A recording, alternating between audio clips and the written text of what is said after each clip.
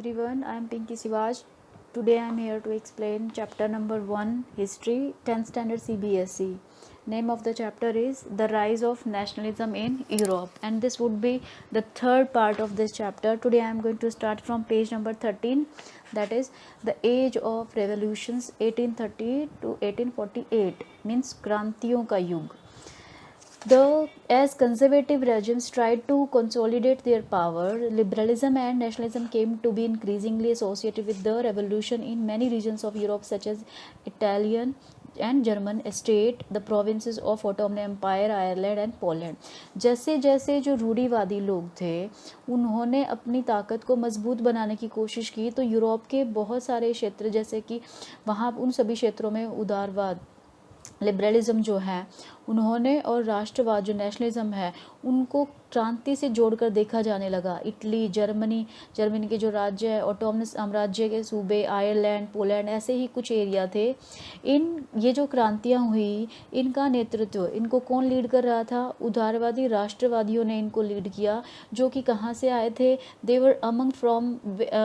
Belong to the educated middle class elite. ये कहाँ से आ रहे थे? ये वो मिडिल क्लास के लोग थे जो कि पढ़े लिखे थे.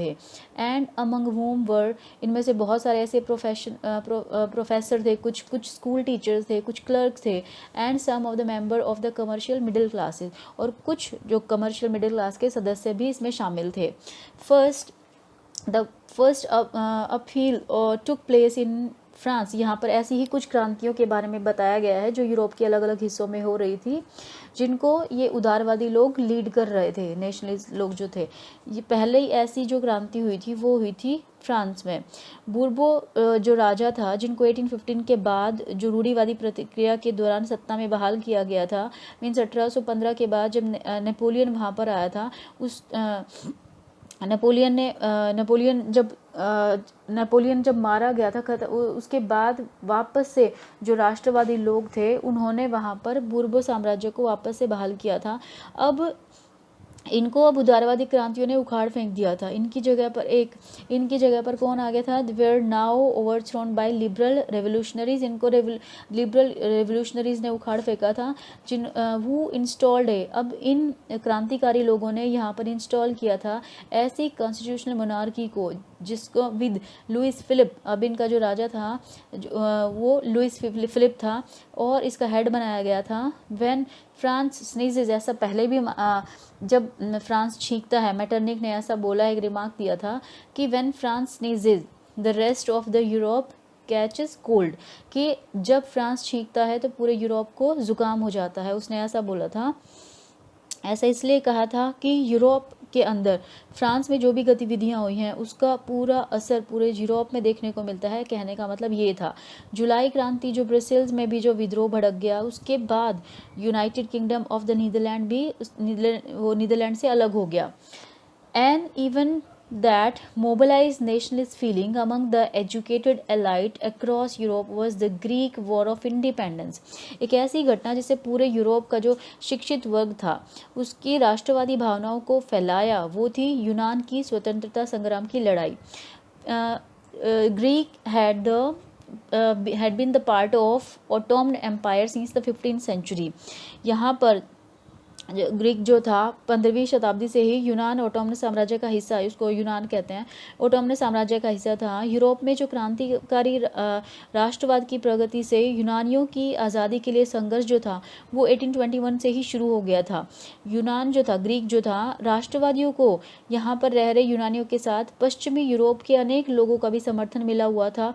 जो यूरोप के ऐसे लोग जो कि when West Europe who had sympathized for ancient Greek culture, western Europe के जो लोग थे, ग्रीक का जो कल्चर है उसको बहुत ज़्यादा सराहा जाता था, उसकी बहुत ज़्यादा प्रशंसा की जाती थी, उसको सम्मान दिया जाता था. यहाँ तक कि जो पोएट्स और आर्टिस्ट जो थे, lauded Greek as the cradle of European civilisation. जितने भी पोएट और आर्टिस्ट रहे हैं उन्होंने ग्रीक को क्या माना है कि यूरोपियन जो सिविलाइजेशन है उसका पालना, मतलब यूरोपियन सिविलाइजेशन जो है उसकी शुरुआत कहाँ से हुई थी? ग्रीक से हुई थी. दे एंड इन सभी लोगों ने, ये जितने भी पोएट थे, आर्टिस्ट थे, इन लोगों ने बड़ा मोबिलाइज़ किया, पब्लिक ओपिनियन को सपोर्ट किया कि ये सारे जो लोग हैं, इनका जो स्ट्रगल है मुस्लिम एम्पायर के साथ, उसमें सभी लोग जो हैं वो ग्रीक की मदद करें। एक इंग्लिश पोएट था लॉर्ड बायरन, इसने ऑर्गेनाइज़ किया, बहुत सारा फंड इकट्ठा किया, बाद में ये लड़ाई लड़ने के लिए भी गया, लेकिन वहाँ पर इसकी फीवर के कारण 1824 में डेथ हो गई। फाइनली जो ट्रीटी लास्ट में कुस्तुनतिनिया की जो संधि हुई थी, उसमें यूनान को एक इंडिपेंडेंट नेशन के रूप में स्थापित कर दिया। यूनान जो था वो फ्री हो चुका था ऑटोमन साम्राज्य से। उसके बाद है the romantic imagination and national feeling. अब यहाँ पर एक तो ये जो ग्रीक का क्वेश्चन था कि ग्रीक के बारे में जो पूरा जो डिस्क्रिप्शन दिया गया है वो किस तरीके से आज़ाद हुआ था, और दूसरा इसके पहले जो था कि जब मैटरनिक ने जो बोला है, जब France sneezes rest of the Europe catches cold, तो वो वाली जो है वो क्यों बोला गया है और इसका मीनिंग क्या है, ये दोनों इंपॉर्टेंट क्वेश्चन है यहाँ पर। फिर है the romantic imagination and national feeling. ये जो राष्ट्रवाद, the development of nationalism did not come about only through wars and territorial expansion। ये जो डेवलपमेंट है नेशनलिज्म की, ये सिर्फ लड़ाइयों से या अपनी टेरिटरियों को बढ़ाने से ही नहीं आती है। कल्चर जो होता है वो बहुत इंपॉर्टेंट रोल अदा करता है creating the idea of the nation. एक राष्ट्रवाद का या फिर एक राष्ट्र को जो विचार है उसको क्रिएट करने में जो कल्चर होता है वो बहुत इंपॉर्टेंट रोल अदा करता है।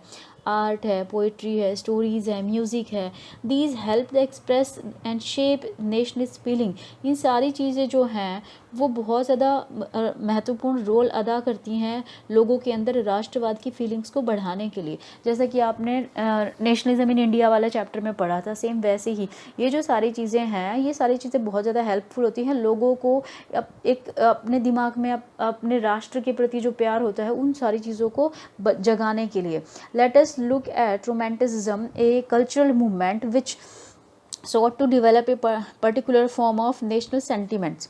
अब एक हम अगर इसको रोमांटिज्म को देखें तो ऐसा सांस्कृतिक आंदोलन है, ये एक ऐसा कल्चरल मूवमेंट था ये जो कि एक खास तरह की राष्ट्रवादी भावना को विकास उसका बढ़ावा देना चाहता था। आमतौर पर जो रोमांटिक जो कलाकार होते हैं या जो कवि होते हैं वो तर्क वितर्क या फिर विज्ञान इन सारी चीज़ों की आलोचना करते हैं, उनको क्रिटिसाइज़ करते हैं।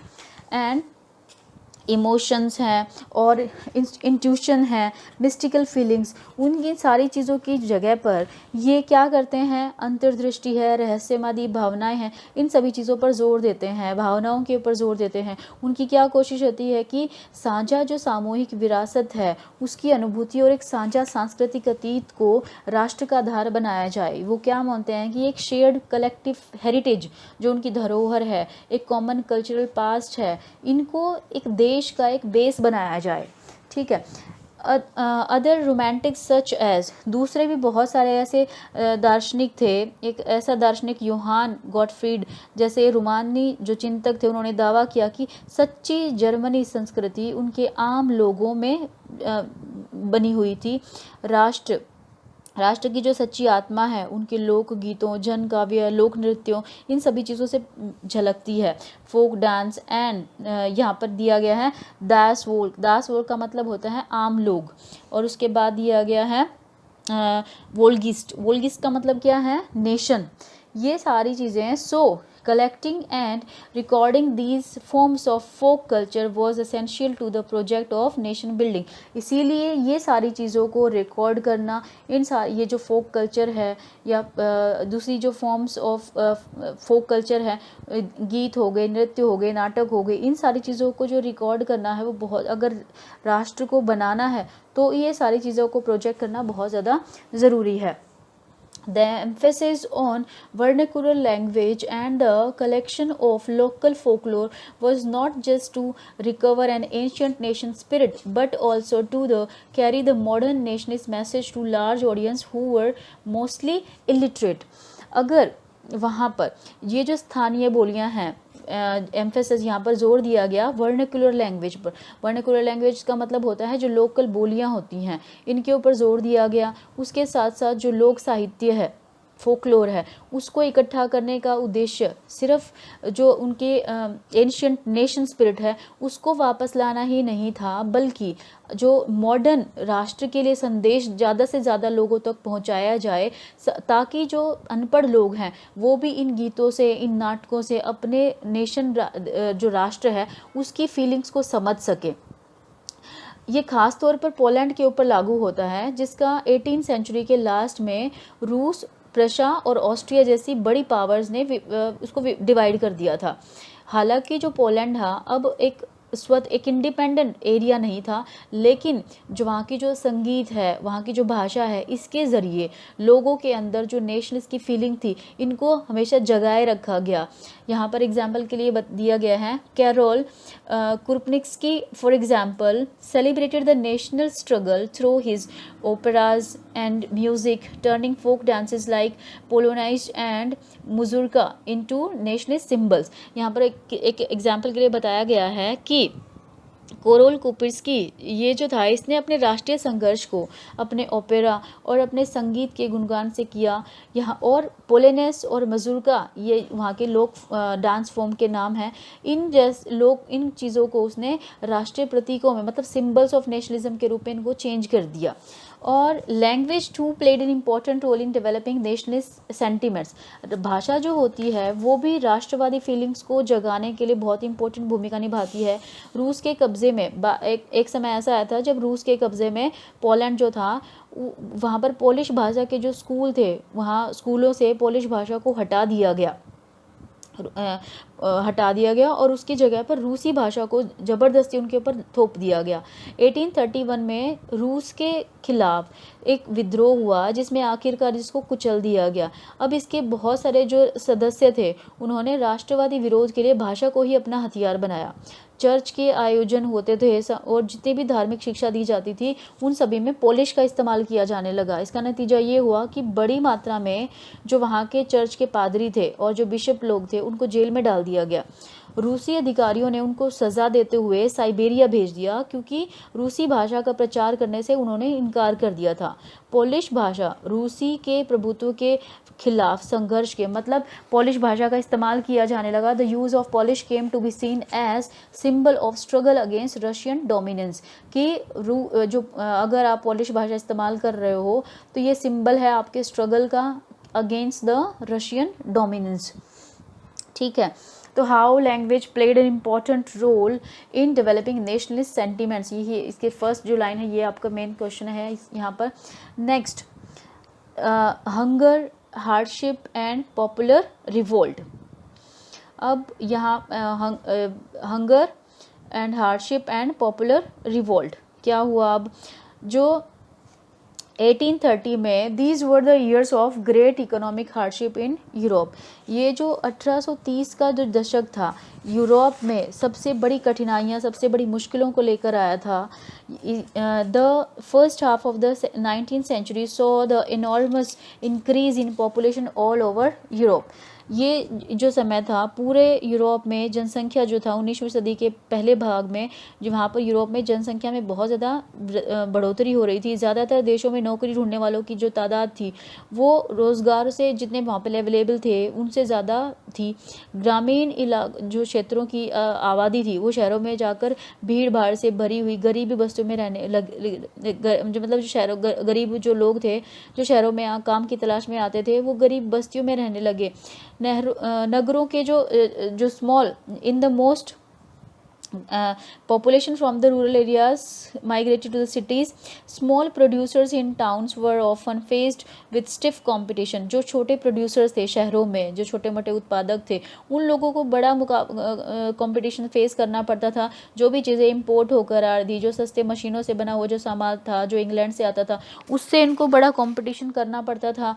Where industrialisation was more advance than on the continent, क्योंकि इंग्लैंड में सबसे पहले इंडस्ट्रियलाइजेशन हुआ था, तो पूरे कॉन्टिनेंट में सबसे पहला जो विकास था इंडस्ट्रियलाइजेशन जो था वो इंग्लैंड में ही हुआ था। अब इंग्लैंड का जो बना हुआ माल था मशीनों में वो सस्ता होता था, तो वो सभी जगह पर निर्यात किया जाता था। This was specially so in textile. सबसे बड़ी जो नुकसान था वो था टेक्सटाइल प्रोडक्शन के मामले में, which was carried out mainly in Holmes for, और ये जो टेक्सटाइल प्रोडक्शन था ये सबसे ज़्यादा घरों में और छोटी छोटी वर्कशॉप के ज़रिए होता था और बहुत ही कम मैकेनाइज्ड था। In those regions of Europe where the aristocracy still enjoyed power, ऐसे यूरोप के ऐसे शहरों में जहाँ पर कुछ ऐसे कुलीन वर्ग जो अभी भी सत्ता में थे, मतलब जो अरिस्टोक्रेट थे, जो कुलीन वर्ग हैं वो अभी भी सत्ता में थे, तो वहाँ पर peasant struggled under the burden of feudal dues and obligation. जो पीजेंट थे, जो किसान थे, वो यहाँ पर अभी भी स्ट्रगल कर रहे थे क्योंकि वो बोझ तले दबे हुए थे।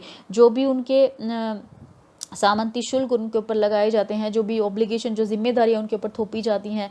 The rise of food prices, अब यहाँ पर जो खाने पीने की चीज़ों के दाम थे वो बहुत ज़्यादा बढ़ चुके थे। ऊपर से बैड हार्वेस्ट, उस साल फसल भी, उस समय पर फसलें भी ख़राब हो रही थी बड़ी मात्रा में, और ख़राब होने के गाँव और शहरों में बड़ी मात्रा में जो populism in town and country, और चारों तरफ पॉपुलिज्म मीन्स गरीबी का माहौल था हर तरफ। तो जिसकी वजह से ये लोग जो पूरी मतलब जनता जो थी वो बहुत ज़्यादा परेशान थी। The year 1848 was such year, 1848 का ऐसा ही एक साल था।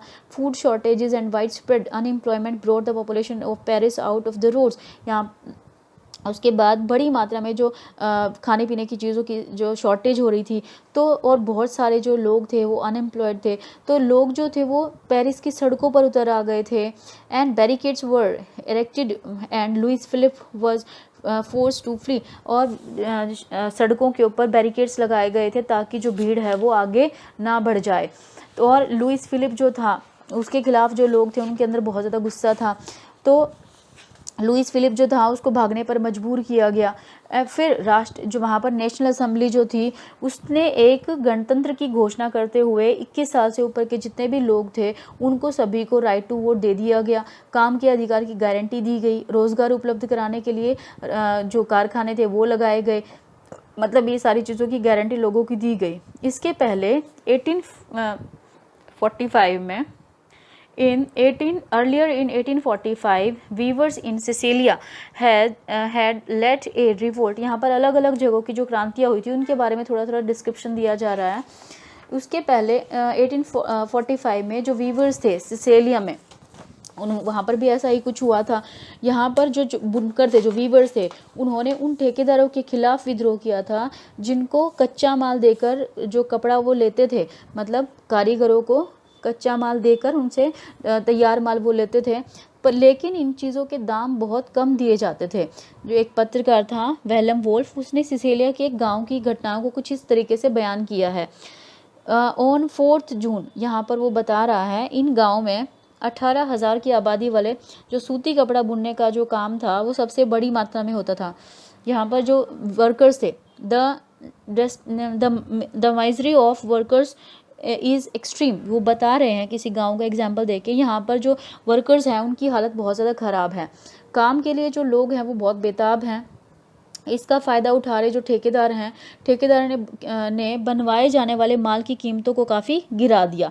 मीन्स जो ठेकेदार हैं, जो कॉन्ट्रैक्टर हैं, they reduce the prices of the goods they order. मतलब जो आपने ऑर्डर दिया है, जितने में ऑर्डर दिया है, अब आपको पता है कि इन लोगों के पास कोई दूसरी चॉइस नहीं है, तो उन चीज़ों के दाम वो कम कर देंगे। अब on 4 June at 2 PM a large crowd of weavers emerged from their homes and marched in Paris up to the mansion of their contractor। यहाँ पर बताया गया है कि इन सारे लोगों ने, जितने भी वीवर्स थे, इन्होंने क्या किया। 4 जून की दोपहर को 2 बजे ये जो बुनकरों की एक पूरी भीड़ थी ये अपने घरों से निकली और 2 कतारों में चलते हुए ठेकेदारों की कोठी तक पहुंची, जो उनका मेंशन था। वो ज़्यादा मजदूरी की मांग कर रहे थे। उनके साथ कभी बुरा व्यवहार किया गया, कभी उनको धमकियां दी गई। इसके बाद ये जो भीड़ थी उसके घर में ज़बरदस्ती घुस गई अपने कॉन्ट्रैक्ट के घर में, और उसकी जो चमचमाती हुई खिड़कियां थी, उसका फर्नीचर था। And proclaim and another group broke into store house and plundered it of the supplies of cloth which they tore to shreds. तो यहाँ पर इन लोगों ने क्या किया, चमचमाती हुई जो खिड़कियाँ थी, फर्नीचर था, चीनी मिट्टी का जो सामान था, उन सारी चीज़ों को तोड़ डाला।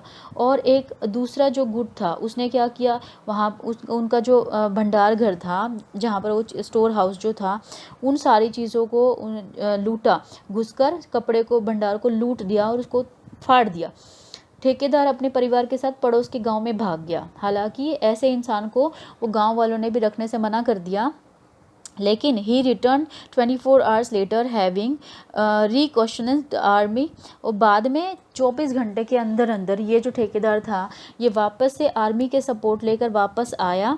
And in exchange that followed 11 weavers were shot, और बाद में बदला लेने के लिए जो 11 बुनकर थे, जो वीवर्स थे कपड़ा बुनने वाले, उनमें से 11 लोगों को मार दिया गया, गोली मार दी गई उनको। तो इस तरीके से हर जगह पर अलग अलग तरीके की क्रांतियाँ हो रही थी। 1848 the revolution of the liberals. अब उसके बाद है 1848 में उदारवादियों की जो क्रांति हुई थी उसके बारे में है। Parallel to the revolts of the poor, unemployed and starving peasants and workers in many European countries in the year 48, a revolution led by the educated middle class was underway.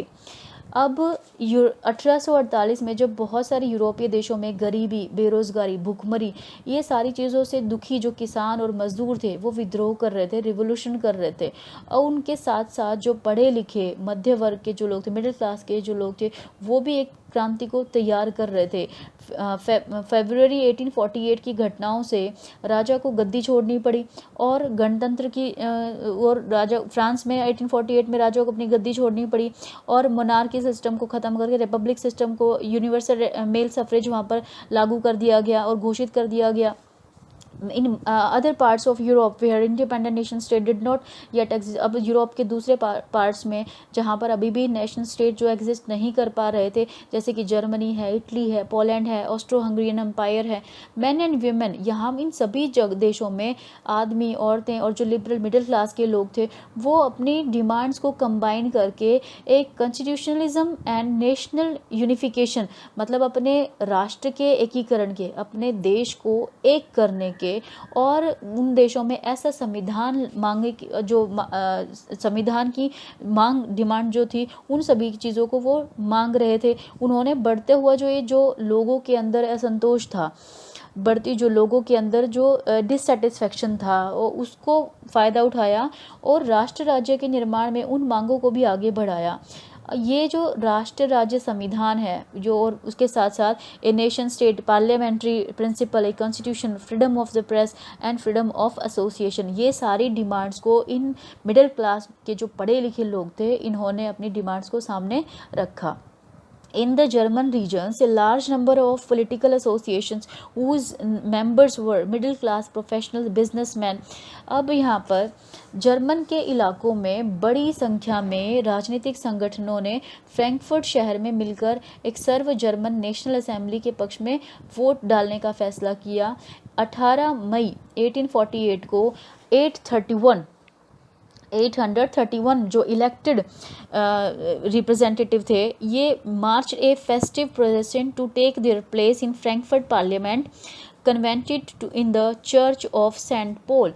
यहाँ पर ये जो 18 मई 1848 को 831 जो चुने हुए प्रतिनिधि थे ये सजे धजे जुलूस में चल रहे थे, और फ्रैंकफर्ट संसद में, फ्रैंकफर्ट के शहर में जो संसद है वहाँ पर इन लोगों ने अपना स्थान ग्रहण किया। ये जो संसद है, पार्लियामेंट जो है, ये सेंट पॉल चर्च में आयोजित की गई थी। इन्होंने एक जर्मन राष्ट्र के लिए एक संविधान का प्रारूप तैयार किया था। दे ड्राफ्टेड, इन लोगों ने एक कॉन्स्टिट्यूशन बनाया था जर्मन नेशन के लिए। अब headed by a monarchy subject to parliament.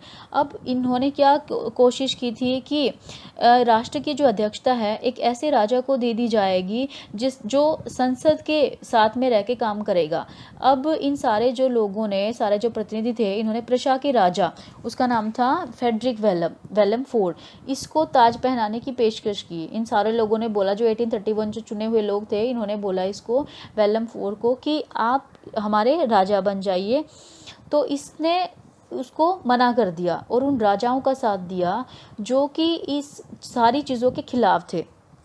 And Wilhelm fourth king of Prussia he rejected it, joined other monarchs to oppose the elected assembly. ये सारे जो लोग थे, ये जो राजा थे, इनको कैसे पसंद आ सकती है लोगों के द्वारा चुनी गई असेंबली।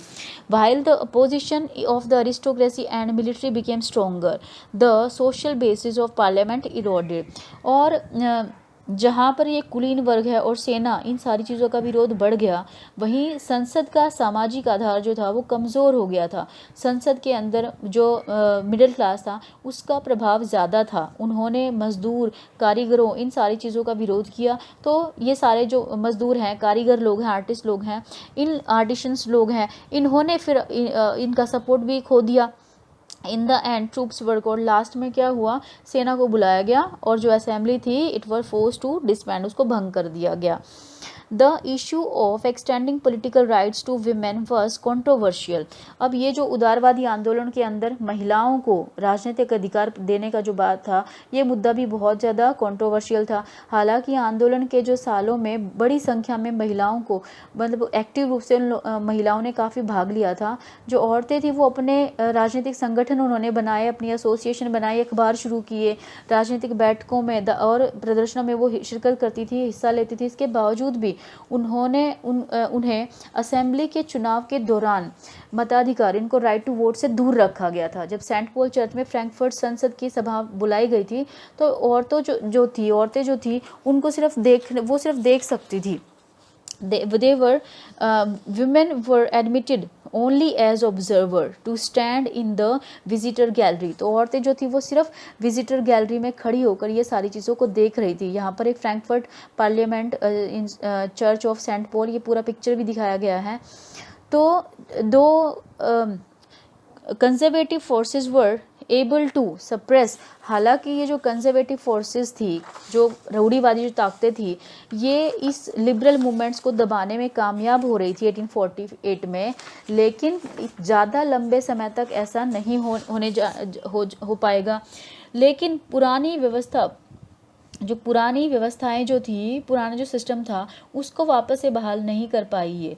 राजाओं को ये समझ में आना शुरू हो चुका था कि उदारवादी राष्ट्रवादी जो क्रांतिकारी हैं उनको कुछ रियायतें देकर ही इस क्रांति को और ये जो साइकिल हो रहा है रेवोल्यूशन का, इसको रोका जा सकता है। एंड ग्रांटिंग कंसेशन, अगर हम लिबरल नेशनलिस्ट लोगों को, रेवोल्यूशनरीज को थोड़ा बहुत कंसेशन देंगे, उनकी बातों को मानेंगे, तब जाकर ये रेवोल्यूशन रोक सकते हैं, अदरवाइज नहीं।